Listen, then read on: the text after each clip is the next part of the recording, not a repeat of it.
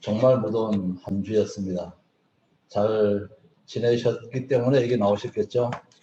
예, 정말 주님의 도우심으로 이렇게 건강한 모습으로 뵙게 돼서 정말 반갑습니다. 그리고 오늘 또 여러 가지 피치 않은 사정으로 집에서 예배를 드리시는 우리 성도님들도 진심으로 환영합니다. 이 안식일의 귀한 축복들이 개인과 우리 가정에 정말 흘러넘치는 귀한 경험들이 우리의 삶 속에서 있었으면 정말 좋겠습니다. 오늘 말씀은 주제에 나온 대로 경험의 노래입니다. 경험이라고 하는 것은 뭡니까? 경험이 뭘까요? 내가 처한 곳, 내가 가는 곳, 그곳에서의 일들을 내가 몸소 겪고 보고 그런 것들을 우리가 경험이라고 하는 거죠.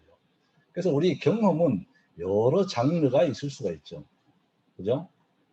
외국에 가면은 그쪽에서의 경험과 그런 체험들이 있을 수 있고, 또 우리의 삶이 어떠하냐에 따라서 우리 어떤 그런 경험들의 장르가 또 달라질 수도 있고. 근데 정말 우리가 중요한 거는 우리가 예수 그리스도를 아는 삶 가운데서의 경험이 정말 우리는 중요합니다. 그것이 없다라고 하면은 우리의 신앙생활은 글쎄요, 다시 한번 우리가 좀 재고해 볼 필요가 있지 않을까요? 큰 경험은 아니지만 제가 작은 경험들을 오늘 가지고 제가 느낀 부분들을 좀 말씀을 드리려고 합니다. 다 같이 읽기 좀 기나요? 그래도 함께 읽어보겠습니다. 목소리를 맞추어서 시작. 하늘에 그 기원이 있는 그리스도의 사랑은 표현되어야 한다. 그리스도를 얻는 자들은 성령께서 그들을 인도하신 경험을 하나하나 이야기할 수 있다. 예수 그리스도를 아는 지식에 목말라 했던 경험과 그들이 성경을 연구해서 얻은 결과와 그들이 올린 기도와 심령의 고민과 그리스도의 말씀을 듣게 된 경험 등을 이야기할 수 있을 것이다. 누구든지 이 같은 사실을 비밀에 붙여두는 것은 옳지 못하다. 그리고 그들이 하나님의 풍성한 은혜를 다른 사람들에게 전해줄 때 그분의 은혜가 그들에게 더욱더 풍성하게 임할 것이다. 예수 그리스도를 아는 지식,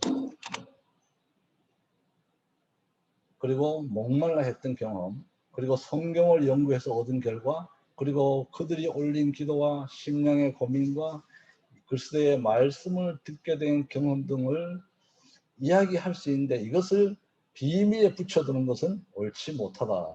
예수님을 만난 경험들을 우리가 서로 이야기하고 서로 격려가 되고 똑같은 경험을 하고 싶어하는 어떤 그런 동기부여를 우리는 서로 어떤 그런 관계 속에서 살아야 된다라고 하는 그런 귀한 말씀입니다. 이런 것을 가지고 우리는 경험의 노래라고 이야기를 할 수가 있겠죠. 네, 우리 사모님 잠깐 좀 읽어주시겠습니까?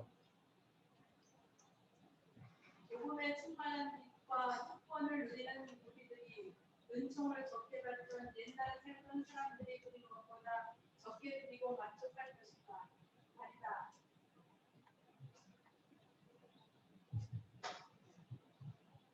우리가 누리는 축복이 더 큰 만큼 우리의 의무도 거기에 부합되도록 증가되어야 하지 않겠는가? 그러나 우리는 우리가 받은 축복을 얼마나 과소평가하는가? 측량할 수 없는 사랑과 헤아릴 수 없는 값진 선물의 부담감에 있어서 수학적 법칙으로 시간과 돈과 사랑을 측정하려는 노력은 얼마나 헛된가?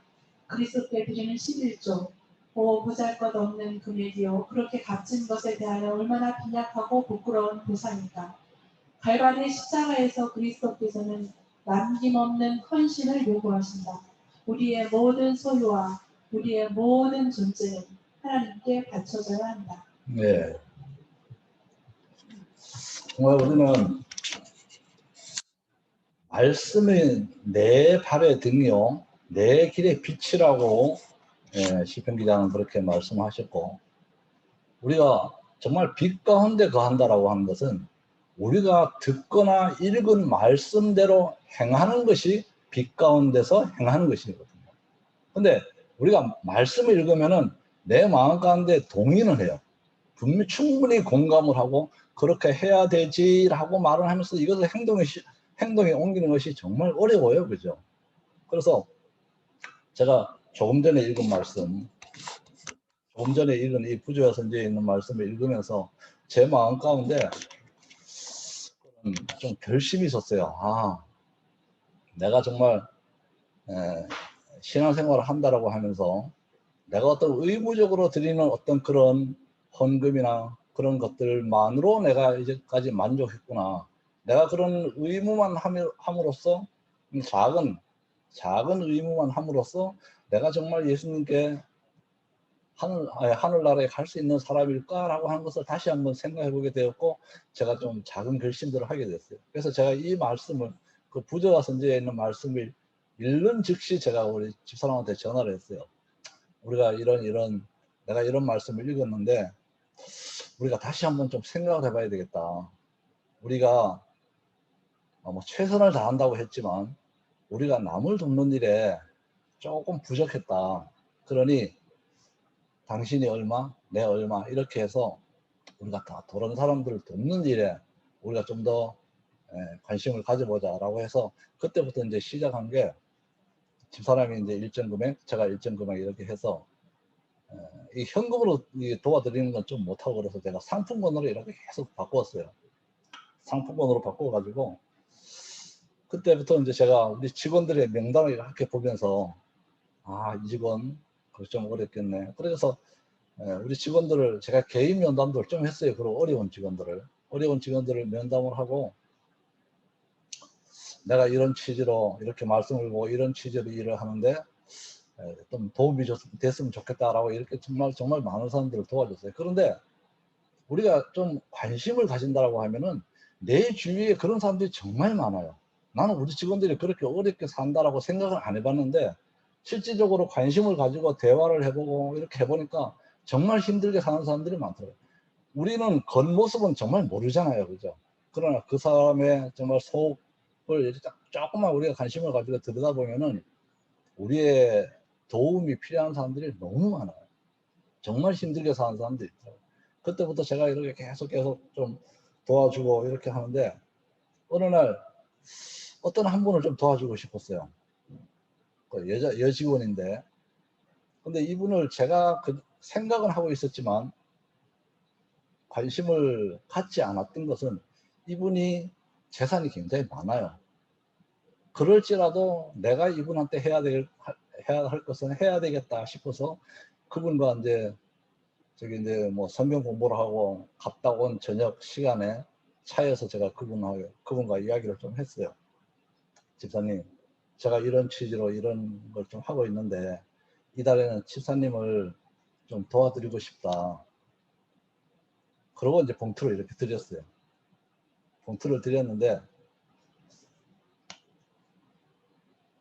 우리가 보통 이렇게 이제 좀 도와드리고 이러면은 고맙습니다, 잘 쓰겠습니다가 이제 통상적이지 않습니까? 그죠?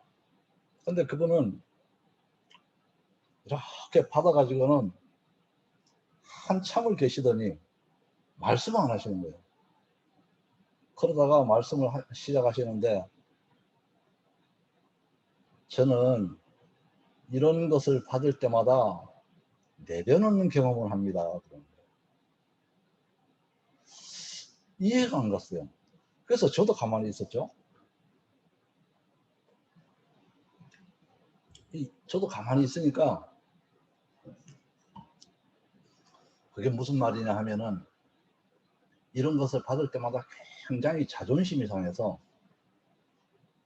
그 자존심 상하는 마음을 내려놓는 경험을 하신다는 거예요. 그래서 이게 굉장히 좀 황당하더라고요. 이건 도와주고 내가 이런 이야기를 들어야 되나? 그러면서 이제 여러분들이 도와주셨을 때마다 자기의 마음의 어떤 그런 고통들을 이야기를 하시더라고요. 그래서 결론은 제가 결론은 무슨 말을 했냐면은 집사님의 그런 마음을 헤아리지 못해서 정말 죄송하다. 그러니까 이거는 제 마음이니까 받아주시라고. 그러고 이제 헤어졌는데 그분이 거기에 대해서 한 10분간을 저한테 설교를 하셨어요. 근데 집에 와서 집사람한테 곰곰이 집사람한테 그 이야기를 한번 했어요. 집사람이 그걸 왜 주고 와? 그냥 가지고 다시 달라고 해서 받아오지. 주고 나서 미안하다. 그건 도대체 무슨 경우가 그런 경우가 있냐고. 여러분들 도와주고 나서 미안하다 그런 경험이 있습니까? 근데 정말 거기에 대한 제가 충격이랄까? 굉장히 좀 오래 갔어요. 한 일주일 그것을 계속 마음에 담고 있다. 그분을 볼 때마다 불편한 거예요. 도대체 내가 왜? 한 일주일 그것을 마음에 담고 있다니까 불편해서 이게 견딜 수가 없어요. 그래서 제가 그걸 가지고 기도실에 가서 기도를 했어요. 예수님, 도대체 이게 무슨 경우냐? 분명히 모든 일은 하나님께서 섭리하신다 하셨는데 도대체 이 일에 대한 하나님의 섭리는 무엇이냐고. 이게 곰곰이 기도를 하면서 생각을 해보니까 머릿속에 무엇이 그려지냐면은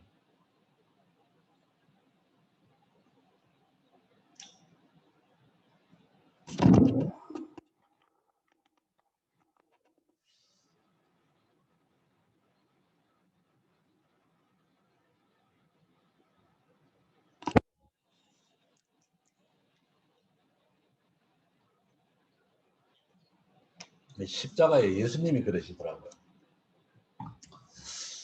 예수님은 정말 억울하게 돌아가셨잖아요. 만왕의 왕으로서 당연히 왕의 대접을 받으셔야 되는데 그분이 우리를 위해서 생명까지 주시고 십자가에 달리실 때 얼마나 조롱을 받으셨어요. 조롱도 받으시고 창으로 찔리시고. 그런데 그 예수님께서는 그렇게 우리를 위해서 자기의 생명까지 주셨는데도 불구하고 우리를 위한 원망 한마디 안 하셨잖아요. 그죠? 근데 제가 그분께 그것을 드리고 나서 기분 나빴던 이유를 생각을 해봤어요. 처음에 말씀드린 대로 내가 이걸 드리면은 당연히 고맙다, 잘 쓰겠다. 저는 이 대답 하나만을 요구했는데 그 대답을 못 들은 게 제가 기분이 나빴던 거예요. 우리가 예수님께서 우리를 위해 돌아가셨지만 우리가 예수님께 감사하는 마음은 얼마나 적습니까? 그렇죠? 얼마나 적습니까? 그게 내 자신의 의의를 높여주지 않는 데 대한 제가 화가 났던 거예요. 그래서 곰곰이 기도하면서 제가 회개한 그런 경험들이 있습니다. 정말 이런 경험이 아니에요. 이 경험이 제가 아니었으면은 예수님의 십자가를 보는 그런 시각이 아직 떠지지 않았을지도 모르겠어요. 근데 정말 예수님께서는 우리를 예수님께로 이끄시는 그 섭리는 정말 어떻게 다가올지를 모르겠어요. 어떤 방법으로 어떤 방향에서 우리가 예수님의 십자가를 발견하게 할지는 모르겠어요. 근데 그렇게 그 의미를 깨닫고 나니까 그 다음부터 그분을 보는 게 불편하지가 않아요. 불편하지도 않고 오히려 그분께 감사하더라고요. 아, 그렇구나. 예수님께서 이렇게 해서 또 내게 또 다른 눈을 뜨게 해주셨구나 하는 그런 경험들이 있었습니다. 우리 집에 와보신 분은 아시겠지만 우리 거실에 이런 이제 사물함이 있습니다. 사물함에 여기 이제 빨간 게 장갑통이에요.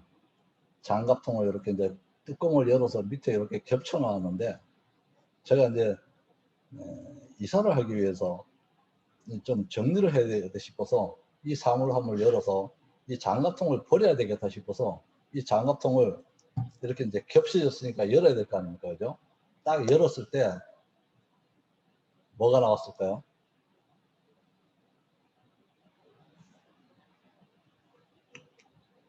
거기에 하얀 봉투가 하나 있는데 툭 버리려고 하다가 뭐가 좀 무거워요. 그래서 열어보니까 돈이 얼마가 들었을까요? 300만 원이 들어있는 거예요. 5만 원짜리 60장이 들어있는 거예요. 저 사람하고 내하고 마주 앉아갖고 이거 자기가 넣어놨냐고. 전혀 기억이 없다는 거예요. 저도 전혀 기억이 없어요. 그래서 내가 야 정말 우리 부자다. 돈 300만 원을 이렇게 집어넣고 이걸 언제 누가 넣어놨는지도 모르고 있었다라고 하는 것이. 근데 그 박스를 그냥 정리한다고 장갑만 꺼내서 휙 버렸으면 그냥 300만 원 그냥 쓰레기로 갈 텐데. 근데 곰곰이 이게 뭐 계산을 해보면 좀 웃기지만 그때까지 제가 보통 이렇게 이제 이런 저런 사정으로 도와주는 것들을 계산을 해보니까 딱 그 돈인 거예요. 딱 그 돈인 거예요. 근데 이 돈이 내가 반갑다고 또 쓸 수가 없어요. 쓸 수가 없어요. 그래서 그 이튿날 영주 남북교회를 갔는데 그 뭐 선교 센터를 하시겠다고 이런저런 계획을 세우시면서 이렇게 이야기를 하시길래 제가 집사람 보고 그러면 어차피 이 돈은 우리가 잃어버렸던 돈이고 정말 예수님이 찾게 해주셨으니 이 돈은 우리가 그 선교 사업에 쓸 수 있도록 드리자라고 해서 또 그쪽에 드린 그런 경험들이 있습니다. 근데 정말 이 예수님께서는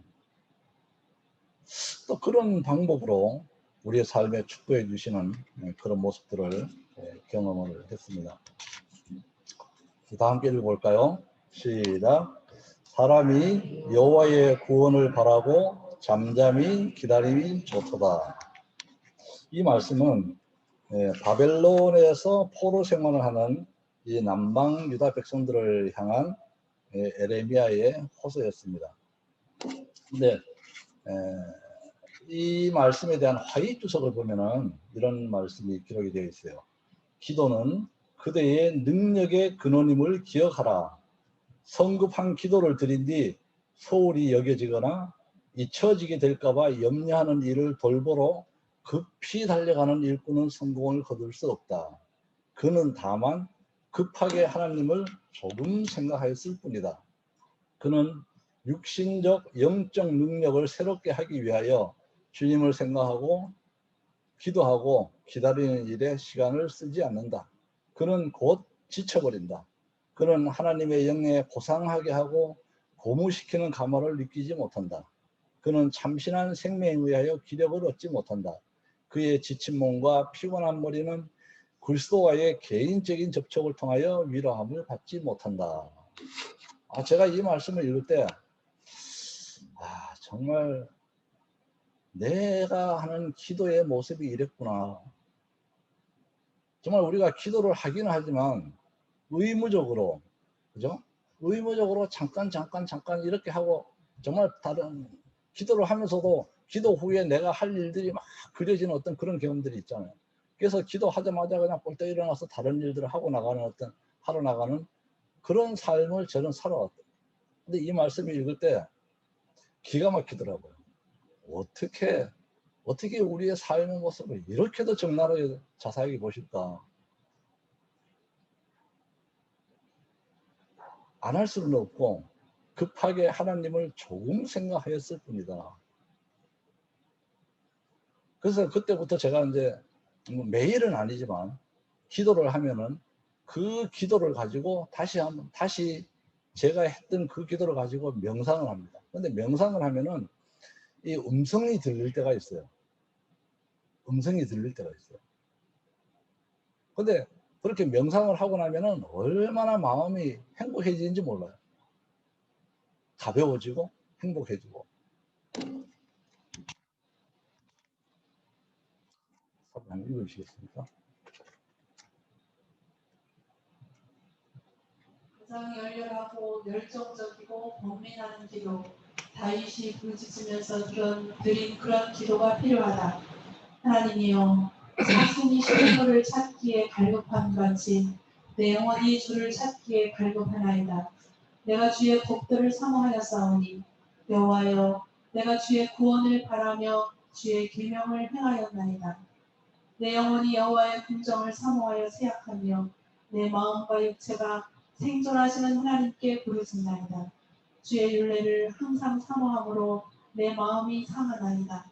이것이 훌륭한 시편 기자가 소리한 것과 똑같이 실험하는 기도의 정신이다.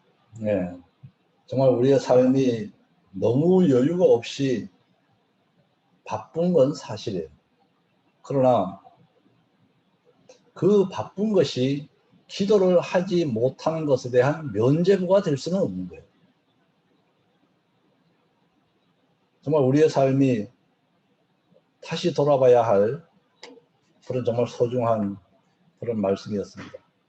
정말 그냥 의무적으로 하나님 걸 잠깐 생각하는 그런 기도가 아닌 열렬하고 열정적이고 번민하는 기도, 다윗이 부르짖는 그런 기도가 우리에게 필요하다라는 그런 귀한 말씀입니다.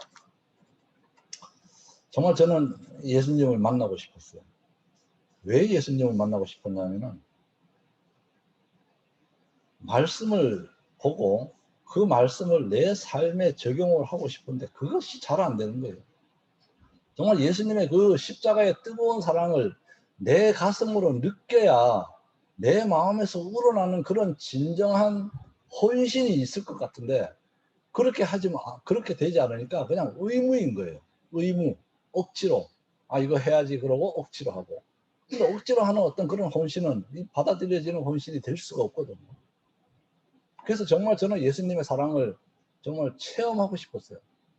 그래서 어느 날 제가 저녁에 잘 때 정말 간절하게 기도한 것이 뭐냐면, 예수님, 제 꿈속에 오셔서 저에게 뭐라고 한마디만 말씀해 주시면 정말 좋겠다. 그러면 예수님이 저와 함께 하심을 제가 느낄 수 있으니까 꿈속에 오셔서 저에게 정말 뭐라고 한마디만 해주시라고. 그날 저녁에 예수님이 꿈속에 오셨을까요? 안 오셨을까요? 안 오셨을까요? 근데 정말 황당한 건 저는 확신을 가지고 잠을 잤어요. 아, 예수님이 정말 내가 사심 없는 이런 마음으로 기도를 하는데 왜 예수님이 내 마음을 안 들어주실까? 저는 확신을 하고 잤는데 그날 저에게 꿈속에서 무슨 일이 있었냐면, 저는 꿈을 잘 기억을 못 하거든요. 아침에 생생한 꿈의 기억이 뭐냐면은 내가 가장 사랑하는 죄, 내가 가장 넘어지기 쉬운 그 죄랑 밤새도록 즐겼던 거예요. 도대체 이게 뭐냐고 고민이 생기기 시작하더라고요. 정말 간절하고 내가 예수님을 찾고 싶은 이런 마음에 기도를 예수님이 들어주시지 않는다라고 하면은 도대체 내가 무슨 기도를 해야 되냐고. 이게 정말 이게 혼돈이 오더라고요. 이게 도대체 뭐냐고. 내가 가장 넘어지기 쉬운 죄를 내가 밤새도록 즐기고 있었다라는 게 이게 도대체 용서가 안 되는 거예요. 그러고 나서 한 일주일 후에 다시 기도를 했어요. 똑같은 기도를 했습니다. 도대체 예수님, 지난번에 꿈속에 그런 죄를 즐기게 해주신 이유가 뭐냐고. 정말 예수님 오셔서 저한테 뭐라고 한마디만 해주시라고. 그날 꿈속에 예수님을 만났을까요? 못 만났을까요? 오셨을까요? 안 오셨을까요? 예?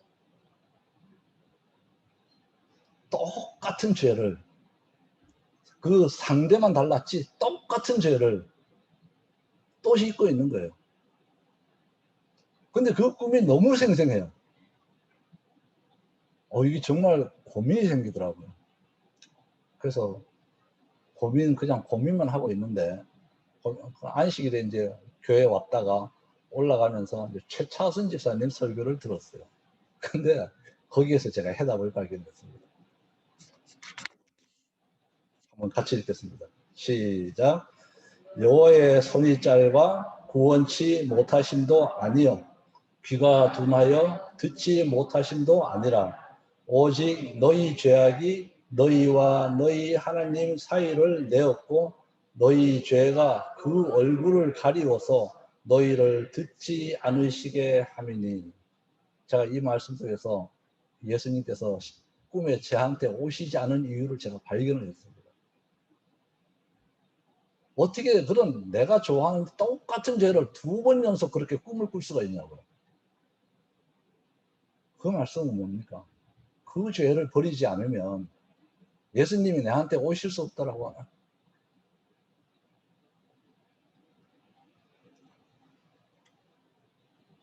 그래서 정말 우리가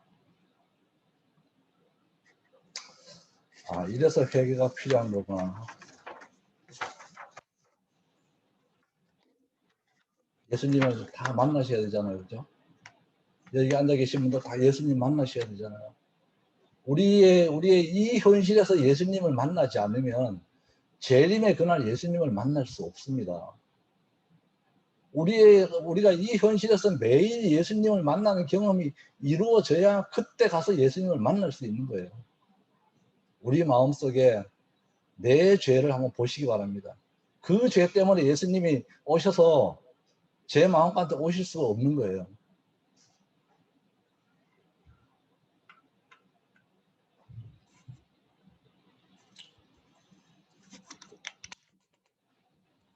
두 번째 기도의 경험, 3월 18일. 굉장히 궁금하시죠? 제가 은퇴가 한 2년밖에 안 남았기 때문에 지난 겨울부터 고민을 했던 것이 뭐냐 하면은 내가 은퇴를 하고 뭘 할까? 그냥 거기에 붙어서 그냥 쉬어야 되나? 근데 이제 우리 집사람이 시골에 조그만 땅을 하나 샀으면 좋겠다. 거기에 가서 그래도 텃밭이라도 있어야 되지 않느냐라고 하는 생각을 하고 거기에 의견을 모으고 그 일을 위해서 기도를 했었습니다. 근데 3월 12일 날 저희 누님한테서 둘째 누님한테서 전화가 왔어요. 우리 둘째 누님이 지금 봉화 두궁에 계시는데 한 7, 8년 전에 태교원에 계시다가 두궁에 시골 생활을 하기 위해서 땅을 사놓은 게 있었어요. 그래서 땅을 사고 그 땅에 잔금을 치르기 위해서 내려왔는데 더 좋은 땅이 있었어요. 더 좋은 땅에 집터까지 기초까지 해놓은 땅이 있었어요. 그래서 누님이 그 땅 잔고를 치르러 와서 그 땅을 또 사버린 거예요. 그럼 이 땅은 뭡니까? 계속 놀고 있어야 되잖아요. 그래서 이 땅에 한 5, 6년 놀고 있는 땅이 있는 거예요. 그래서 누님이 제가 그런 조그마한 땅을 구한다라는 걸 알고 3월 10일 날 전화가 왔어요. 이 땅 네가 원하는 만큼 떼줄 테니까 와서 한번 봐라. 그래서 3월 12일 날 보러 갔어요. 보러 갔는데 땅이 이렇게 평평하면 얼마나 좋을까요? 살짝 경사가 진 거예요. 경사가 지면은 경사 아래를 보고 집을 지어야 되지 않습니까? 그죠? 근데 경사 아래를 보고 집을 지으면 북향이 되는 거예요. 그래서 이 북향에도 어떻게 집을 지어? 나는 이 땅 못하겠다. 저기에 누가 공짜로 흙이나 갖다 줘서 집을 지을 수 있는 만큼의 흙만 갖다 주면 내가 집을 짓겠지만 나는 집을 못 짓겠다라고 이제 포기를 하고 집으로 왔습니다. 와서 그래도 제가 정말 뭐 인터넷에 이런 부동산에 많이 알아봤지만은 우리가 원하는 거 3, 400평 땅이 없어요. 그런 게 없어요. 그래서 제가 정말 예수님께 기도를 했죠. 기도를 했는데 제가 주님께서 그 땅을 제게 허락하시면 그것을 증거를 달라고. 우리 기도원이 전쟁에 나가기 전에 증거를 요구했지 않습니까? 그죠? 저도 증거를 요구를 했습니다. 그게 증거가 뭐냐 하면은 3월 달이에요. 3월 말경, 그래서 10일에서 20일에서 30일인가 그 주간에 저희 아들 색시가 아이를 낳을 그 기간이에요. 예정 기간이에요. 그래서 제가 3월 12일 날 다녀와서 제가 기도를 그렇게 했어요. 예수님, 그 땅이 제게 주시는 땅이면은 이왕이면 3월 18일 날 우리 아들이 그 아이를 낳게 해주세요. 3월 18일이 왜 3월 18일인지 아십니까? 제 생일이 3월 18일이거든요.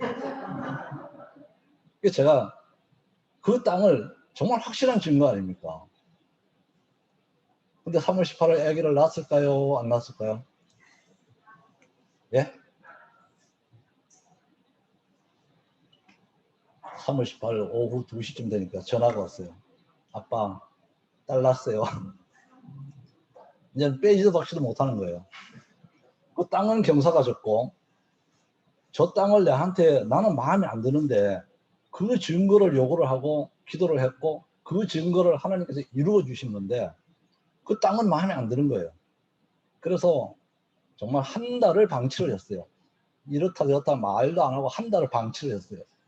근데 4월 15일 날 딱 한 달이죠. 한 달 후에 또 눈이 맞서 전화가 왔어요. 야, 좋은 소식이다. 뭔데요? 그 땅에 집을 지을 수 있을 만큼의 충분한 흙을 줄 사람이 나왔다라고 합니다. 그 이제 두음골이 그게 이제 계곡이 굉장히 30리 계곡이거든요. 가보신 분은 아시겠지만 그 1년에 한 번씩 그 계곡에 그 장비가 들어가서 계곡에 떠랑을 친대요.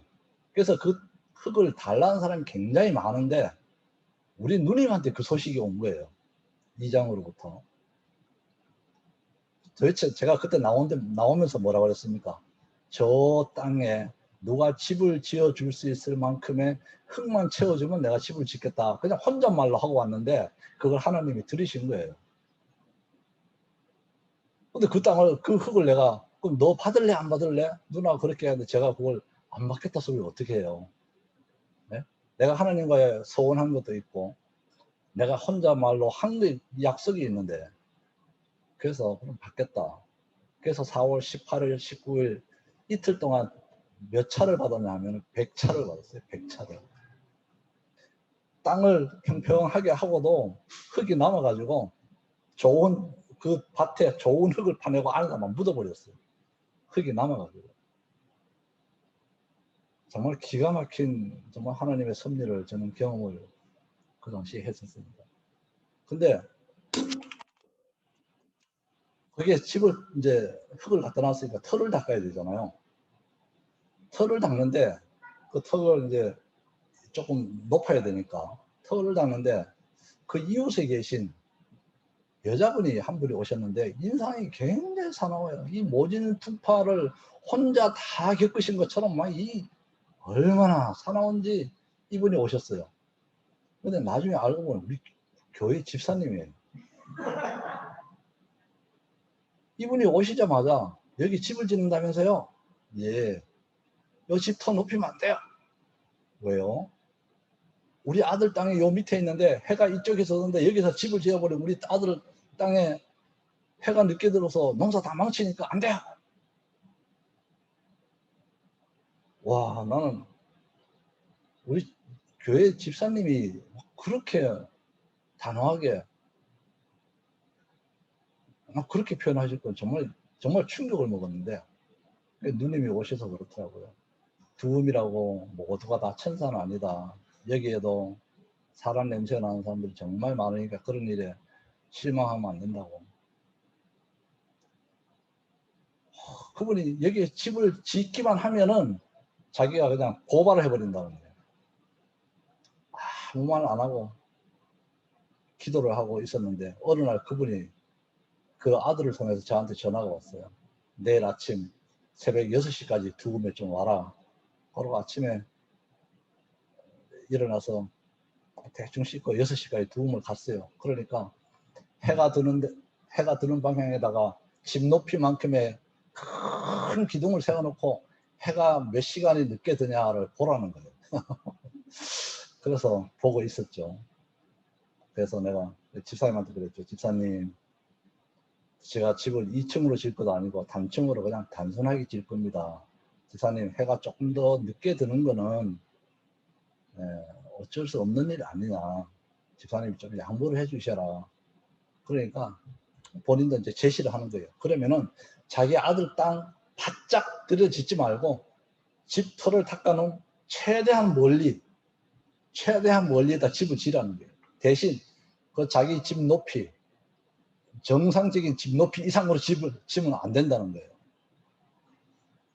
그래서 겨우 합의를 보고, 그래서 내가 하나님한테 도대체 하나님 이거는 무슨 시츄에이션이냐고.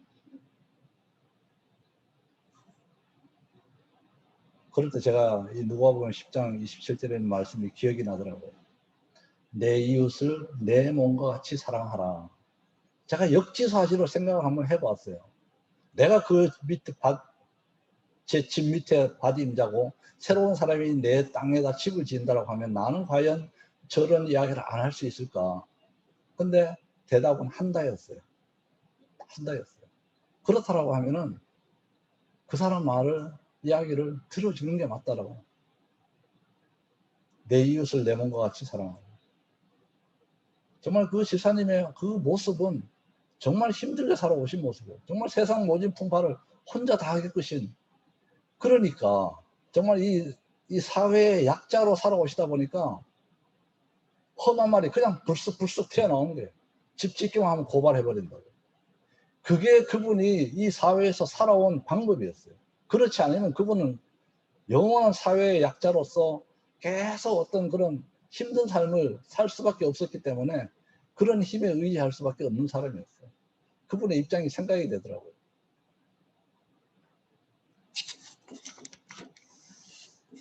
우리 다 함께 읽어보겠습니다. 은밀한 기도. 시작. 은밀한 기도. 얼마나 귀한가. 하나님과 교통하는 영혼.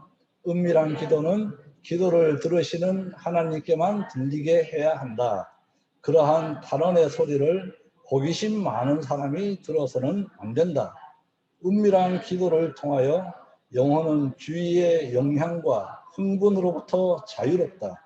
고요히 그리고 열렬하게 그 기도는 하나님께 나아갈 것이다.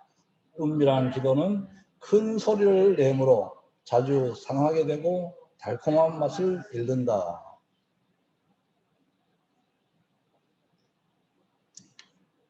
이 증거를 요하는 이 마귀가 그 실물교회에 보면은 마귀도 이 전도회도 참석하고 우리 옆에서 목사님 말씀도 같이 듣는다 그랬어요. 은밀한 기도를 하나님께만 들리게 해야 하는 이유가 이거예요. 제가 아까 증거를 달라는 기도를 했다 그랬지 않습니까? 그런 증거를 달라는 기도는 정말 목소리가 나오지 않게 정말 은밀하게 하셔야 돼요. 왜? 사단이 그 증거를 방해를 한다고 했거든요. 방해를 한다고. 그러한 탄원의 소리를 호기심 많은 사람이 누구예요? 반대자들이잖아요. 반대자들. 이게 여러분들도 기도하실 때 어떤 증거를 정말 우리가 이게 뭐 A냐 B냐 어떤 선택의 기로에서 정말 갈등을 할 때 굉장히 많잖아요. 그때는 여러분들께서 하나님께 은밀한 기도를 통해서 증거를 달라고 한번 해보세요. 분명히 주십니다. 기도원의 그 증거의 기도가 정말 기가 막히지 않습니까? 그죠? 그런 기도를 한번 경험을 해보시기 바랍니다. 우리 회사에서 상반기 우리 직원 독서책으로 준 이 빈민가 소년의 꿈과 도전이라는 책이 우리 상반기 독서책으로 주어졌었는데 이분이 베리 블랙 목사님이십니다. 이 목사님이 미국 역사상 최초 흑인 상원 원목이며 30년을 미 해군 군목으로 복무를 했고 제7일 안식일 예수 재림 교인입니다. 근데 이 책 내용 가운데 보면은 뭐가 있냐면 이분의 머리가 어떻습니까? 빡빡머리예요. 근데 이분이 목사님으로 이제 안수받고 나올 때 어떤 기도를 했냐면 자기는 이 머리를 밀고 싶은데 이것이 과연 하나님께 하나님께 은혜가 될지 안 될지 이게 굉장히 갈등을 했어요. 그래서 이분이 어떤 기도를 했냐 하면은, 하나님, 제가 이 머리를 빡빡 미는 것이 하나님의 뜻이면 오늘 하루 동안 대머리를 26사람을 보게 해달라고 기도를 했어요. 26명을 봤을까요? 못 봤을까요? 예? 봤으니까 이분이 빡빡머리겠죠. 정말 하루에 25, 26명을 대머리를 만났답니다. 정말 우리는 이런 경험들을 통해서 하나님과 만나는 경험이 있어야 되고, 하나님이 내 삶에 역사하시는 경험들이 하나하나 쌓여야 돼요. 그렇지 않으면 우리의 믿음들이 성장할 수가 없어요. 항상 갈등 속에서 내 판단에 의해서 움직일 수밖에 없는 거예요. 그러다 보니까 이것이 하나님의 뜻인지 아닌지를 잘 분간이 안 되는 거예요.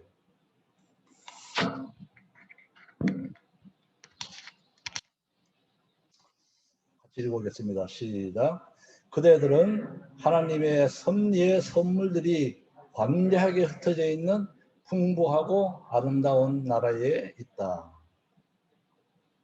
우리의 삶에, 내 삶 주위에 있는 모든 사람들, 모든 사물들, 그 모든 것들이 하나님의 섭리의 선물이라고 하는 것입니다. 악한 사람도 착한 사람도 모든 사람들은 다 나를 위한 하나님의 섭리의 선물이라고 하는 것입니다. 우리는 누군가의 섭리의 선물이, 하나님의 섭리의 선물이 될 수도 있습니다. 아픔을 나누는 선물이 될 수도 있고, 믿음의 부족을 채워주는 섭리의 선물이 될 수도 있고, 궁핍을 채워주는 선물이 될 수도 있고, 행복과 기쁨을 배가시켜주는 선물이 될 수도 있는 것입니다. 그러시겠습니까? 이에 대하여 지적인 지식을 가지고 논증으로 그것을 옹호할 수 있는 많은 사람들이 그리스도의 나라를 세우는 데는 아무 일도 하지 않고 있다. 우리는 그런 사람들을 때때로 만난다. 그러나 그들은 그리스도인 생애에 있어서 개인적인 체험에 속한 산 간증을 하지 않는다. 그들은 거룩한 싸움에서 얻은 새로운 승리를 말하지 않는다. 그렇게 하는 대신에 그들은 똑같이 판에 박힌 낡은 일, 기도와 겉면에 있어서의 동일한 표현을 보게 된다. 그들의 기도에는 새로운 특색이 없다. 그들은 하나님께 속한 일에 있어서 더 큰 지성을 나타내지 않고 더 열렬하고 산 신앙을 표현하지 않는다. 네. 정말 우리는 개인적인 체험에 속한 그런 감정들이 우리의 삶 속에서, 근데 우리가 매일 체험을 하시는데 그것을 말을 하지 않을 뿐이에요. 그죠? 그러나 그것을 증거한다라고 하는 것은 하나님을 인정하는 것입니다. 내 삶에서 역사하시는 그 하나님을 느낀다라고 하면은 내 주위의 사람한테 그것을 이야기를 하십시오. 그러면 그것을 하나님을 인정하는 거예요. 그것을 인정할 때 하나님께서는 내 삶에 더 큰 역사를 하시고 더 많은 섭리의 역사로 다가오신다라고 하는 것이죠. 근데 그것을 우리가 정말 인지할 필요가 있어요. 인지하지 못하고 넘어갈 때가 정말 많거든요. 그러나 우리가 구하고 그것이 내 삶에서 이루어지는 경험들이 반복될 때 정말 우리의 믿음들은 매일매일 성장할 수 있는 것입니다. 이거는 제가 넘어가겠습니다. 넘어가고 오늘 특별한 제 작은 경험이지만 정말 저는 이 경험들을 통해서 매일매일 하나님께서 저에게 또 다른 경험들을 주실 것을 저는 기대하고 또 확신하고 있습니다. 여러분들께서도 여러분들 삶에 주어지는 그 예수님과의 교통의 경험들이 매일매일 함께 하시고 또 함께 나눔으로 서로에게 힘이 되고 위로가 되고 축복이 되는 그런 경험에 우리 모든 성도님들 되시기를 간절히 바라겠습니다. 오늘 마지막 찬미는 뒤에 있는 마지막 찬미는 특별한 찬양을 들으시는 걸로 가름하도록 하겠습니다.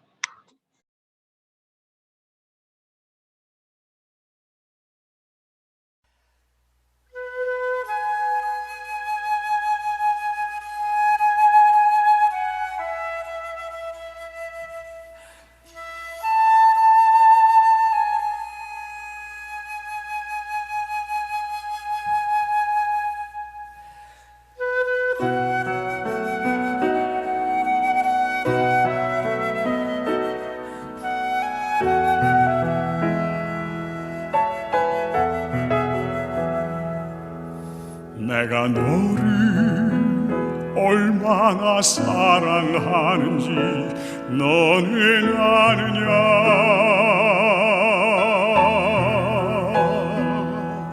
내가 너를 얼마나 좋아하는지 너는 아느냐.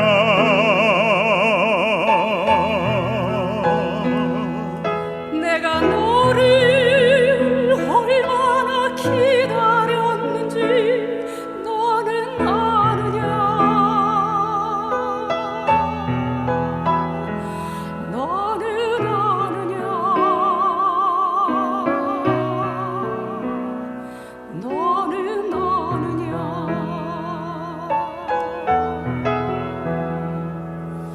내가 너를 얼마나 사랑하는지 너는 아느냐.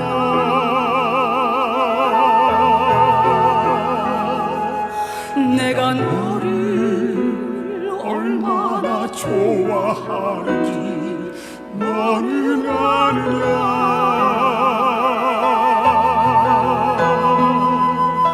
내가 너를 얼마나 기다렸는지 너는 아느냐.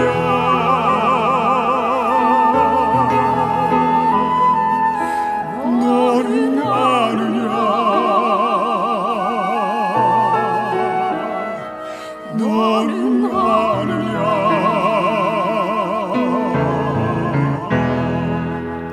내가 너를 살리려 나의 생명을 주었고 내가 너의 수치를 씻으려 나의 생명을 준 곳에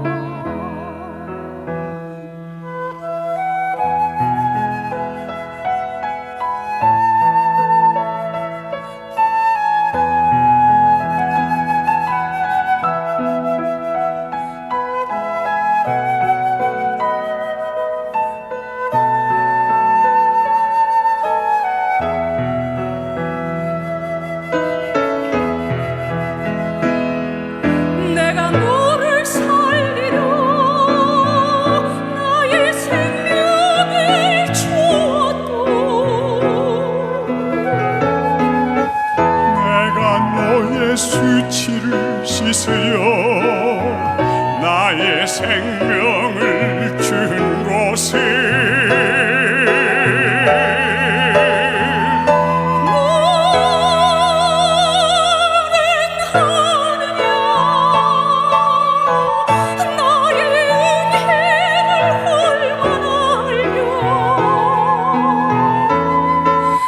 내 사랑의 노래를 너는 아느냐.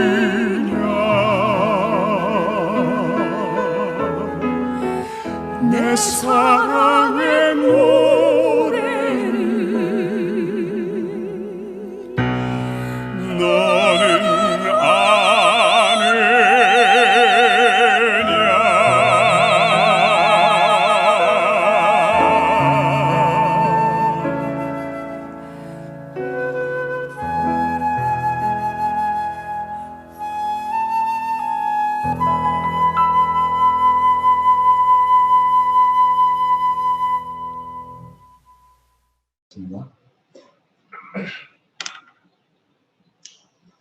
하늘에 계신 우리 아버지, 정말 예수님을 경험하고 싶습니다. 우리의 삶 속에 매일매일 예수님과 동행하는 그 표적을 남기고 싶습니다. 그 일들이 주님 오시는 그날까지 이어지기를 원합니다. 주여, 우리의 마음 성령 하나님의 감동하심으로 이끌어 주셔서 주님 오시는 그날까지 결코 주님의 손을 놓지 않고 따라가는 그런 어린 양 되게 하여 주시옵소서. 우리의 마음 가운데 늘 강권하시는 성령 하나님의 음성이 우리를 강권하실 때 우리가 그 음성 듣고 순종하는 그런 마음 허락하여 주시옵소서. 한 주간을 또 살아갈 때에 주의 성령 하나님께서 우리의 마음 가운데 역사하심으로 주의 인도하심이 우리를 온전히 예수님을 향한 마음 되게 하여 주시옵기를 바라오며 예수님을 간절히 기도하옵나이다.